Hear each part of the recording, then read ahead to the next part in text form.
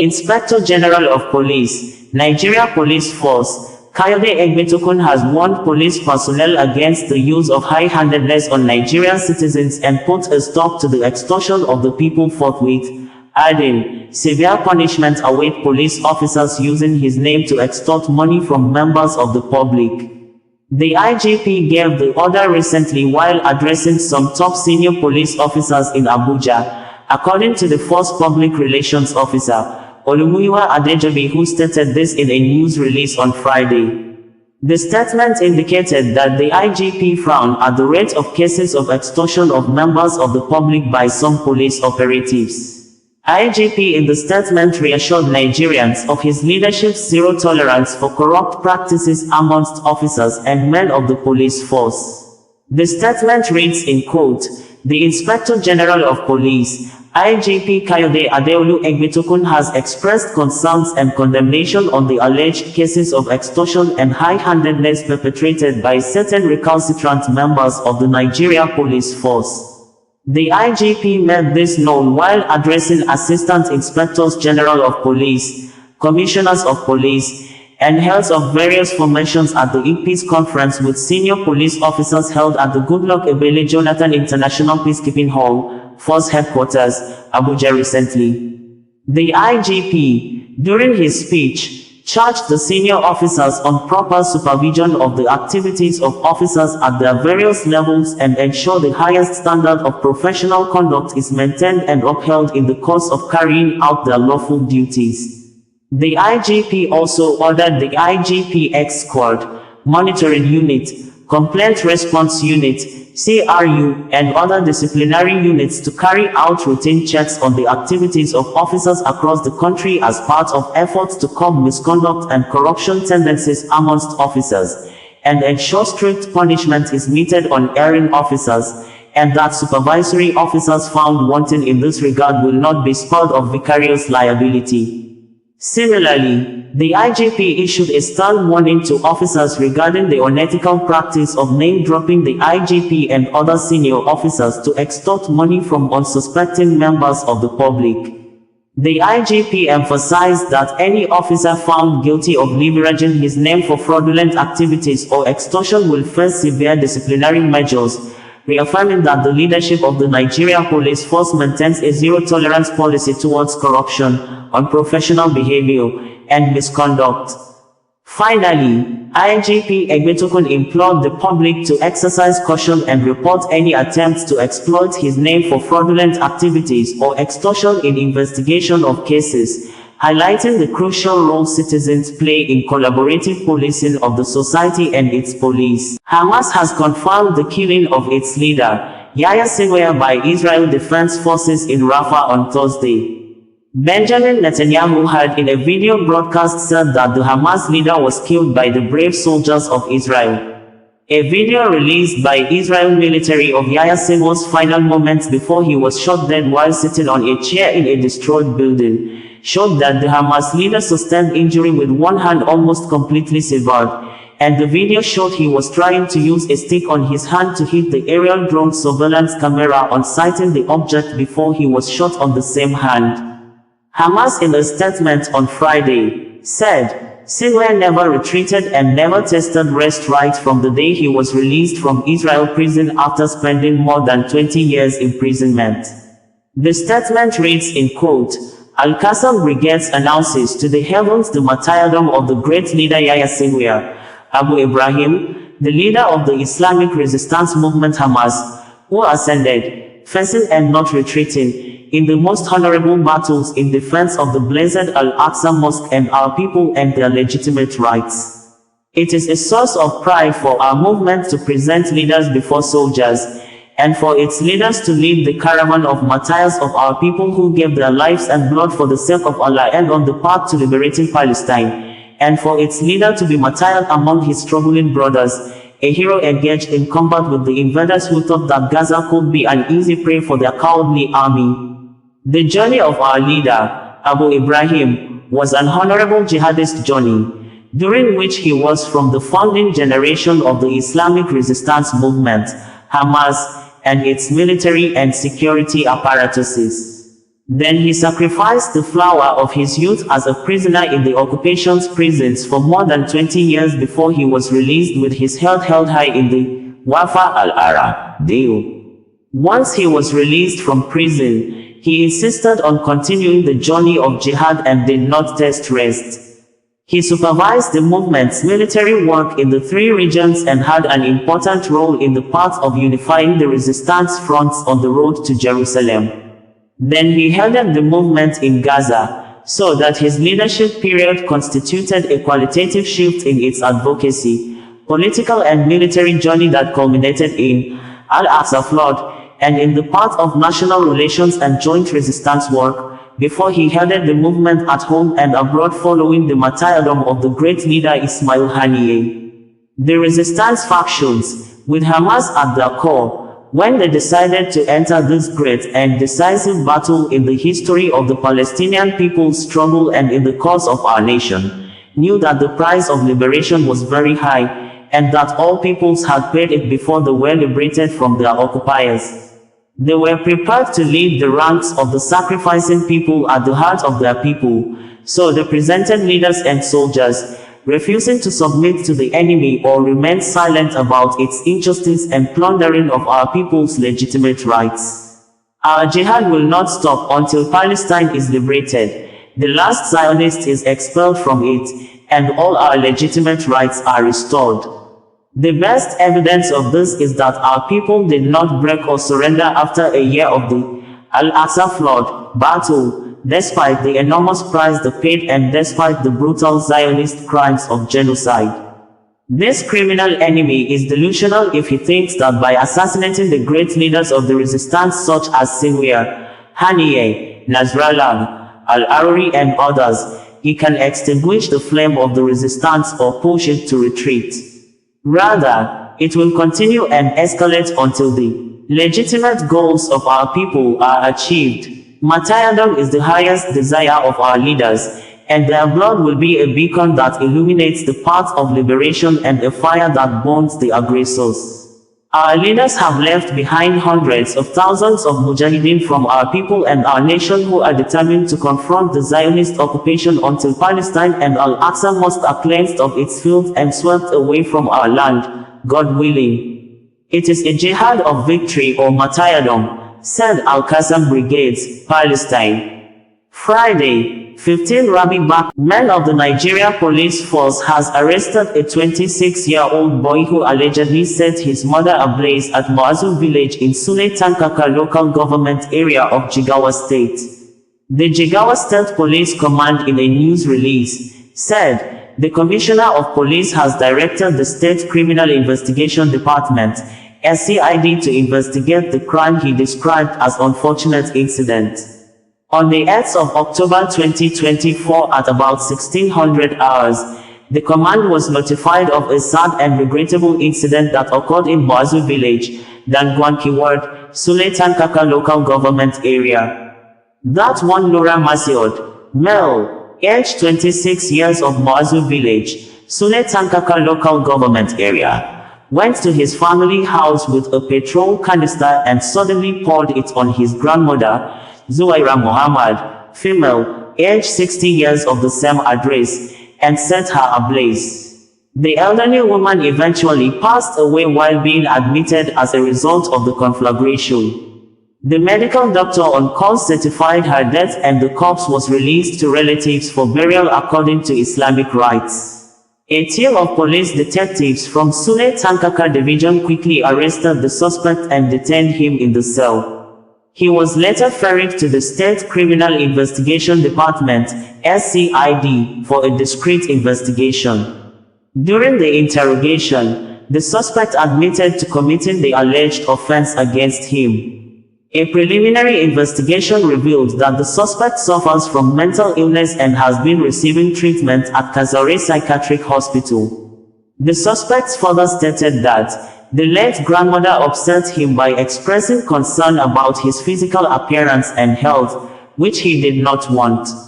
He warned her on several occasions but she refused. Thus, he purchased gasoline, poured and ignited her. The Jigawa State Commissioner of Police, CPAT Abdullahi PSC, Director the State Criminal Investigation Department, Dutse, to thoroughly investigate the case and vigorously prosecute the perpetrator in order to deter others from repeating it, DSP Lawan Shaizu Adam, Police Public Relations Officer, Jigawa State Police Command said on Saturday. Meanwhile, in another news release, the police command stated that, following discreet and actionable intelligence, operatives from the State Intelligence Department, SID, Dutse arrested notorious armed robbery suspect terrorizing Dutse and Ringim Emirates in Benue State on September 10, 2024, around 8 o'clock hours. The suspect, identified as Buhari Yao, male, of Dosei Fulani Settlement Camp, Ringim Local Government Area, was apprehended following an armed robbery that claimed the life of a 40-year-old Murtala Jaffa at Kwana Shafa along Ringim Dutse Road, Ringim Local Government Area on the 8th of June 2024, and the recovery of one fabricated pistol in his residential house when searched by a team of policemen from Ringim Division on the 12th of June 2024.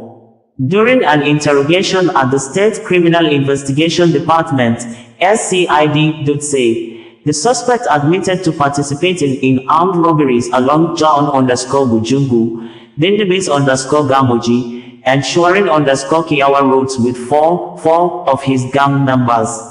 He also mentioned one Al-Hassan Idris, aka Alhaji Jau, male, age 40 years of Jigawa village, Ajadi local government area, Kano State, who disposed of him the two fabricated firearms at the rate of 450,000 naira, 450,000 nairas. The aforementioned Alhaji Jau was also arrested by detectives from SCID Dutse. The duo are in police custody and have been given useful information. On the 16th of September 2024, at about 1800 hours, one Idris Musa, male, age 43 years of Galambi Quarters, Gwaram Local Government Area, reported to Gwaram Divisional Police Headquarters that, on the same date, at about 3 o'clock hours, when his wife awoke to ease herself, she saw two armed men in their house with knives. The hoodlums ordered her to bring them the sacks of sesame brought by her husband, or they would stab her with the knife. She showed them where it was stored and then carted away with the sesame. Similarly, the same perpetrators trespassed into the house of one Gambo Cell, male, 42 years of Galambi Quarters, stole his Techno mobile phone and an unspecified amount of money, and then fled to an unknown location. Upon receipt of the report, the patrol team was directed to the scene in order to apprehend the suspects. The valiant team combed the affected area and apprehended the suspects with the aforementioned sesame and knives, which were used as evidence. The suspects were identified as Abdurrahman Kawu, male, age 19 years, and Idris Sel, male, age 18 years, all of Galambi Quarters in Gwaram Local Government Area. When interrogated, the suspects admitted to committing the offense. Between 17th to 26th ND September 2024, the command's anti-cattle rustling in collaboration with the policemen from Malam Madori, Benua, Dutse and Barbara Division as well as vigilante group and local hunters, bust the syndicate of a notorious cattle rustlers in Hadejia, Dutse, and Ringim Emirates particularly in Malam Madori, Benua, Dutse and Barbara local government areas. During the operation, 13 suspected cattle rustlers were arrested along with 7 cows and 1 Golf wagon green in color with range number RSH 510HZABJ. The suspects were identified as follows: Musa Ibrahim, M., age 30 years of Hadejia Town; Awal Muhammad, M., age 40 years of Kacha Kama Village; Ado Isa, M., age 30 years of Tubus Village; Maman Rilwanu, Fia_Fia, M., age 35 years of Tako Village; Abubakar Alhaji Umar, M., age 37 years of Kago Village; Sule Baso Elias Saki, M., of Injeri Fulani Settlement; Dausel, M. of Sumo Village. Abubakar Dahiru, M. of Kankare Madobi Village. Usman Abdullahi, M. of Sumo Village. Sani Inusa, M. aged 27 years of Yawa Fulani Settlement. Sadiq Aminu, M. aged 20 years of Barbari Quarters. Yawani, M. aged 26 years of Dakachal Village, Kano State. Ibrahim Alhamdu, M. aged 30 years of Bagauda Village, Kano State. On interrogation at the Divisional Police Headquarters, the suspects confessed to the commission of the offense allegedly against them. On the 17th of September 2004 at about 15:30 hours, detectives from Malam Madori Division apprehended Sabiu Al-Hassan, male, 27 years of Majarin Kaba Village, Malam Madori Local Government Area, at Kor Village, Gaki Local Government Area, in possession of one Boxer motorcycle, which was strongly suspected of being possessed under false pretenses. Prior to his arrest, on the 9th of September 2024 at about 11 o'clock hours, one Muhammad Nasi, male, aged 20 years of Kampala Quarters, Malam Madori Local Government Area reported at the division that the above-mentioned suspect deceived him and collected his Boxer motorcycle red in color, valued at 300,000 naira, and fled away with it. During his interrogation at the Divisional Crime Branch, the suspect confessed to the crime. On the 18th of September 2024 at about 2300 hours, one man Musa Bello, male, aged 45 years of Gidan Ruwa Quarters, Kazare Local Government Area reported at the Kazare Division that on the same date at about 22:30 hours, unknown criminal elements stole his Lifan motorcycle, black in color. When the report was received, policemen on patrol were informed with a view to intercept the motorcycle and apprehend the perpetrators. When the team invaded the area, they were fortunate to intercept one Sani Jaffa, male, aged 45 years and one Nuhu Abdullahi, male, aged 30 years old of Gidan Ruwa, who were attempting to flee with the stolen motorcycle.